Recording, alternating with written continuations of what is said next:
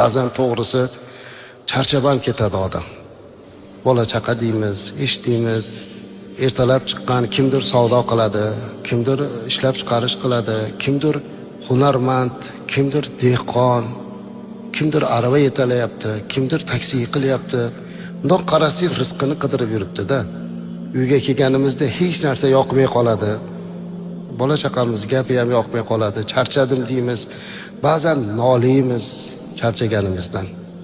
Hozir men sizlarga bir hadis o'qib beraman. Mana shu hadisni eshitgandan keyin charchaganingizda xafa bo'lish o'rniga xursand bo'lib qolasiz, inshaalloh.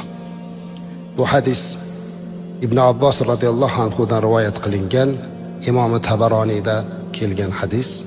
Payg'ambarimiz alayhisalom aytadilarki, man amsa kallan min amali yadayhi amsa maghfuran lahu. Qarang, kim mehnat qilib, bola chaqani boqaman deb tashvish qilib, halollik bilan harakat qilib, charchab, uxlab shu kunda tong ottirsa, ertalab gunohlardan mag'fur bo'lgan holda uyg'onadi dedilar Payg'ambarimiz alayhisalom. Ota bo'lib bola chaqingizni boqishlik, ona bo'lib bola chaqingizni boqishga harakat qilishligingiz va siz kelib charchab yotishligingiz, shu tunda charchoqlik bilan tong ottirishingiz gunohlarni mag'fur bo'lishiga sabab bo'lar ekan. Shuning uchun ham dinimiz azizlar mehnatga chaqiradi, battollikdan qaytaradi.